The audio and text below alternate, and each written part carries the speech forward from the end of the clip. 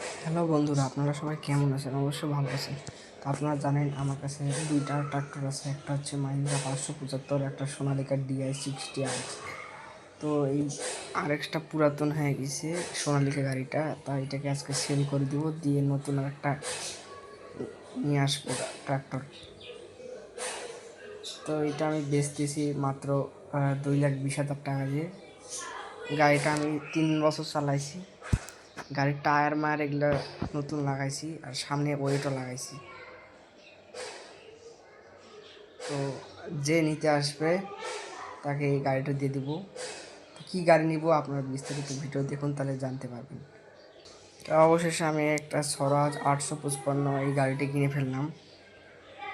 গাড়িটি পারফরমেন্স খুব ভালো, আমার কাছে খুব ভালো লাগে গাড়িটি, ওই জন্য এটাকে কিনে নিলাম 7,50,000 টাকা দিয়ে।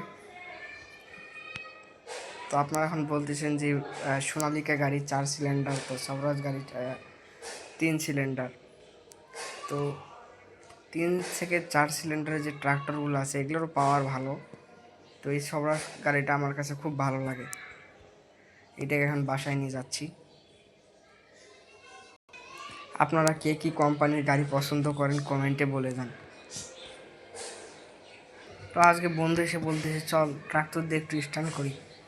আমার বন্ধু একটু স্ট্যান্ড মিস্ট্যান্ড পারে, তো আমার বন্ধুর স্ট্যান্ড দেখার জন্য চলেন আমাদের সেই গন্তব্যে চলে যাই।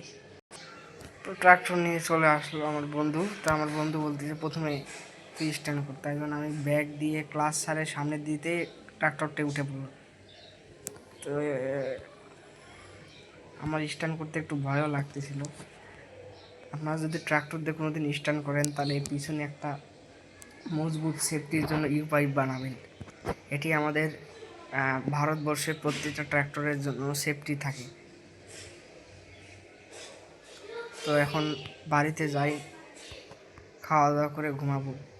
আপনাদের যদি ভিডিওটা যদি ভালো লাগে তাহলে অবশ্যই like, comment, share plus subscribe করে দেবেন। ধন্যবাদ।